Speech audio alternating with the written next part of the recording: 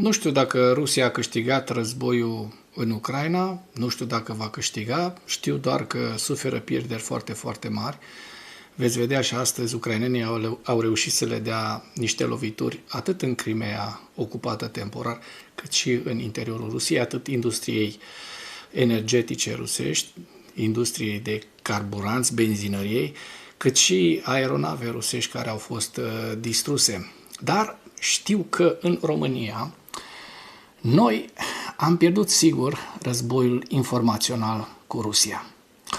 Și ca dovadă, drept dovadă, o să vă las un link unde ieri am publicat pe Facebook un mic reel, așa de 1 minut și ceva, și să vedeți acolo boții, trolii și idioții utili ai Kremlinului, cum s-au activat și cum reușesc, practic, să deturneze tot mesajul pe care l-am dat în legătură cu acea lovitură cu dronă rusească în blocul din Galați.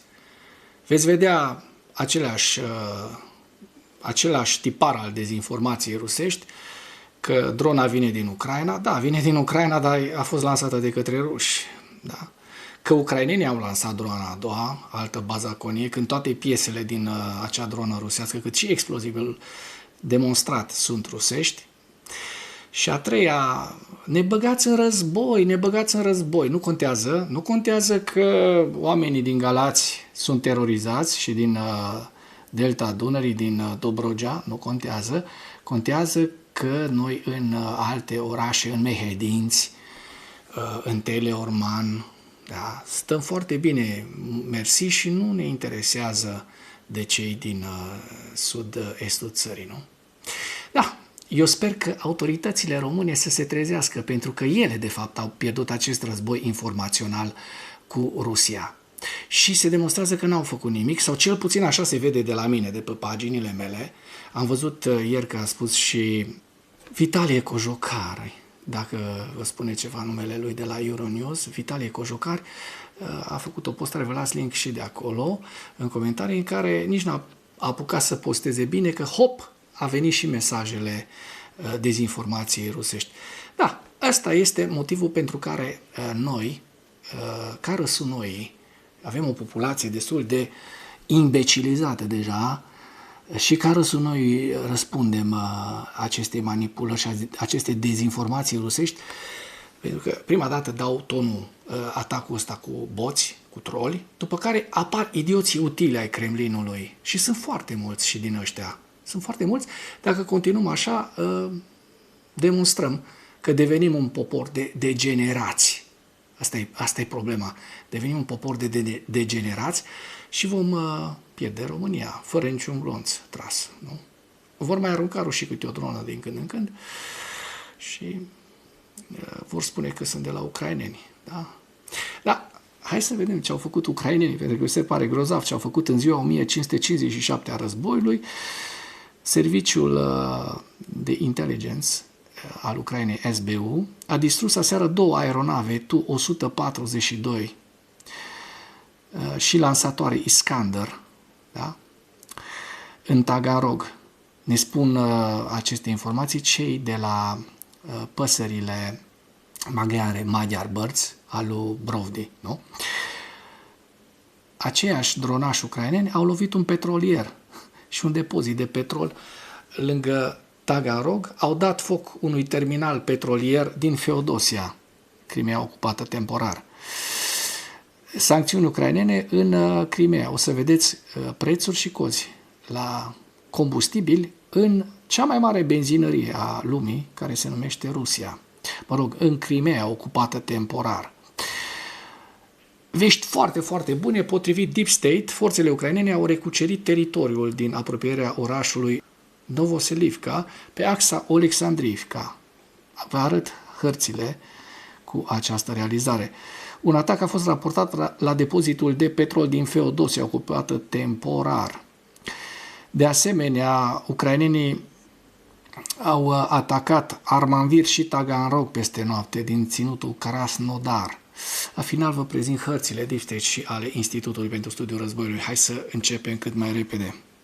Așa, SBU A distrus aseară două aeronave Tu-142 în Taganrog, spune Magyar, în noaptea de 28 spre 29 mai precis, două aeronave Tu-142 de pe un aerodrom militar rusesc din Taganrog. Și ca să nu o ținem așa, doar pentru noi, să vă prezint și această ispravă a ucrainenilor. Niște imagini foarte, foarte sugestive. Vedem aici, este vorba despre acest aerodrom militar rusesc din Taganrog, niște avioane foarte, foarte scumpe, extrem de prețioase, Tu-142. Sunt avioane pe care rușii nu vor reuși să le înlocuiască rapid. Și în aceste imagini vedeți al doilea, deci primul avion și l-ați văzut pe al doilea în spate, da? Lovit și scos din luptă, practic, acum este scos din luptă un sistem Iskander rusesc.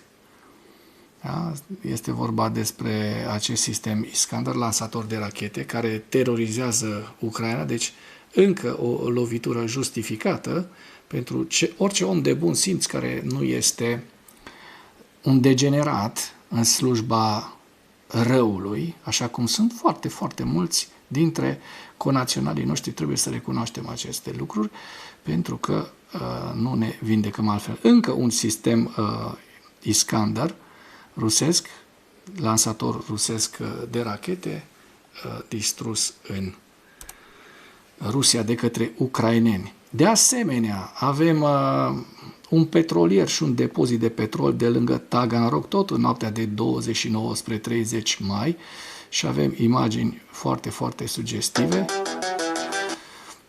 Din nou, ucrainenii demonstrează că ăsta este modelul de luptă al viitorului.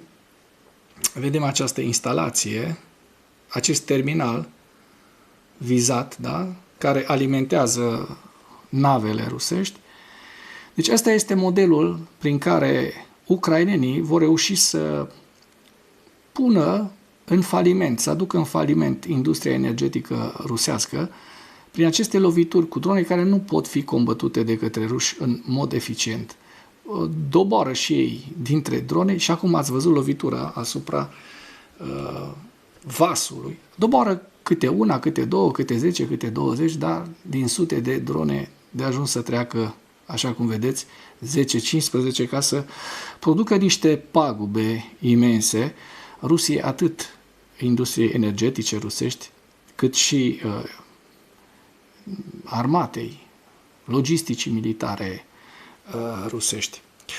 Bun, mergem mai departe pentru că avem vești foarte, foarte interesante. Sancțiuni ucrainene. Lipsa de combustibil se agravează în Crimea ocupată temporar. Localnicii raportând că benzinăriile pur și simplu nu au combustibil. Și aveți imagini. Sunt rușii care postează aceste, rușii sau ucrainenii din Crimea. Nu sunt. Nu este. Nu există. Este un videoclip mai lung în care se spune că nu există benzină. Nu există combustibil în Crimea. Da. Foarte, foarte interesant. Încă unul. Da? Iată, benzinăriile fără combustibil în Crimea ocupată temporar. Asta înseamnă foarte, foarte mult. Înseamnă că rușii nu mai au combustibil nici pentru armată, dacă nu există combustibil nici măcar în benzinării. Vestea bună care v-am promis-o, potrivit celor de la Deep State, think tank-ului ucrainean, forțele ucrainene au recucerit teritoriul din apropierea orașului Novoselivka de pe axa Oleksandriivka și evacuează forțele rusești din zonele din apropierea orașului Vorone, Shivchene, Pitubne, Tovske, Novohatske și Zelenihai. Se pare că rușii au pierdut deja cel puțin 46 de kilometri pătrați din teritoriu. Și vedeți harta cu această contraofensivă sau cel puțin contraatac ucrainean de succes prezentată de către cei de la Deep State. Dacă vrei să ne ajuți, contribuie cu un comentariu, cu o distribuire și, bineînțeles, abonează-te la Animatora. Un atac a fost raportat la depozitul de petrol din Feodosia, ocupată temporar, vizând terminalul petrolier maritim al orașului. Instalația a fost atacată ultima dată pe 8 aprilie, când a izbucnit un incendiu. Și vedeți în această imagine zona vizată cu roșu, văzută din satelit, și această flamă, această ciupercă de foc, care demonstrează acest lucru. Dronele ucrainene au atacat de asemenea Armavir și Tagarog peste noapte, lovând depozitul de petrol al companiei petroliere din sud, din ținutul Krasnodar. Depozitul de petrol Lukoil din Iaroslav a continuat să ardă pentru a doua zi consecutivă. Da?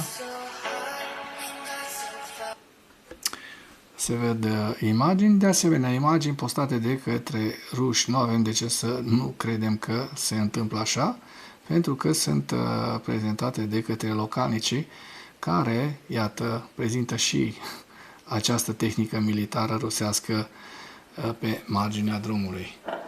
Da? Se aude explozia. Bun.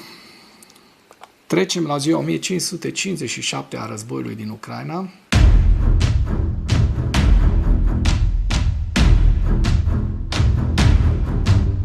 În ultimele 24 de ore, rușii au pierdut 1430 de militari, 2 tancuri, 7 vehicule blindate de luptă, 70 de piese de artilerie, 5 lansatoare de rachete, un mijloc de apărare antiaeriană și, bineînțeles, 4 sisteme robotice terestre. Ucrainenii reușind să doboare 1781 de drone rusești și 6 rachete de croazieră.